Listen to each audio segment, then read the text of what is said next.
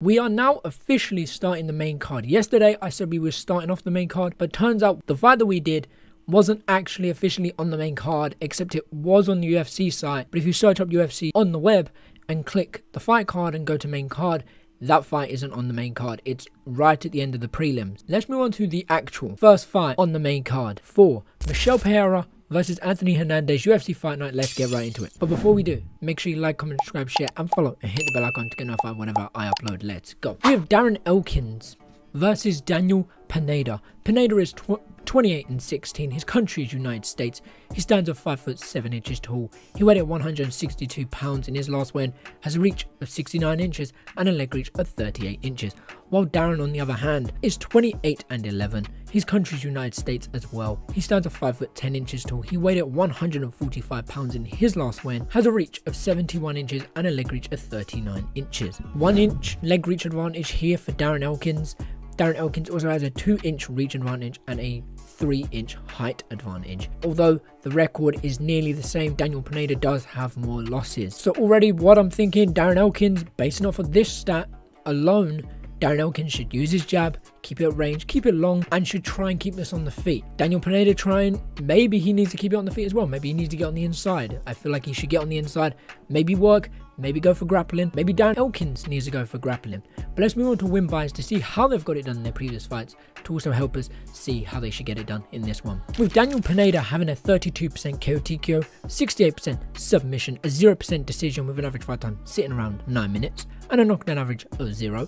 While Darren Elkins, on the other hand, has a 33% KO TKO, 19% submission, 48% decision, with an average fight time sitting around 12 minutes and a knockdown average of 0. Daniel Pineda has never seen the final buzzer. All of his wins are coming by stoppage, and they're mostly coming by submission.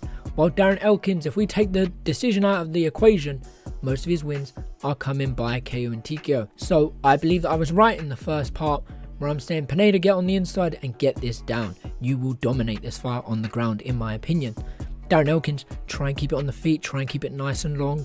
Try and not allow Daniel Pineda to get you up against the fence, close down the range. You need to be on the front foot, force him to respect your power and force him back. Daniel Pineda needs to show no respect, use his movement to get on the inside, close down that distance and range, for a few feints to trick him, to make him not think you're not moving, but you're slowly edging down that gap. Get on the inside and get it down. But let's move on to significant strikes to see how they performed on the feet in their last fight. Darren Elkins having an average of 3 punches landed per minute, a 38% significant strikes, an average of 3 punches absorbed per minute, with a defense of 52%. While Daniel Pineda, on the other hand, had an average of 3 punches landed per minute as well.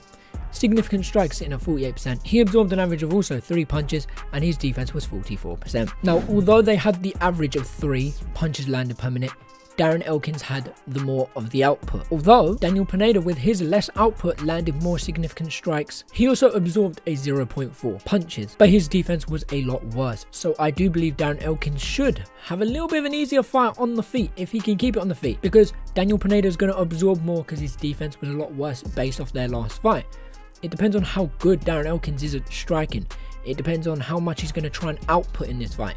He needs to have quite heavy output because he's got the longer range, and he needs to try and defend the takedowns, which we're going to move on to grappling now to see how they performed in the grappling in their last fight. With Darren Elkins having an average of 3 takedowns, 35% takedown accuracy, 56% takedown defense with a submission average of 1, while Daniel Pineda, on the other hand, had an average of 2 takedowns, a 24% takedown accuracy, a 48% takedown defense with a submission of 1 as well. Just based off their last fights, Daniel Pineda had a very poor last fight on the grappling. He performed a little bit better on the feet, but I feel like against Darren Elkins, you're gonna need a better grappling than striking. But Darren Elkins looked to do very well in the grappling.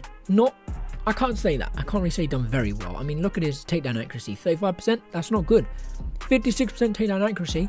It's higher than half, but it's not enough. I feel like Daniel Pineda could definitely get this taken down, but his takedown accuracy in his last fight was very poor. His takedown defense in the last fight was also very poor. I still believe that Daniel Pineda needs to get it down, should get it taken down and go for a submission. And I believe Darren Elkins should try and keep it on the feet, but it appears that he might be able to get it down, have some control time, get back up, strike a little bit, and Pineda just needs to get it down. But that's just my thoughts, my opinions. What do you guys think? Who do you think wins a How do you win? Apart from that, I will catch you in a bit. Take care and peace.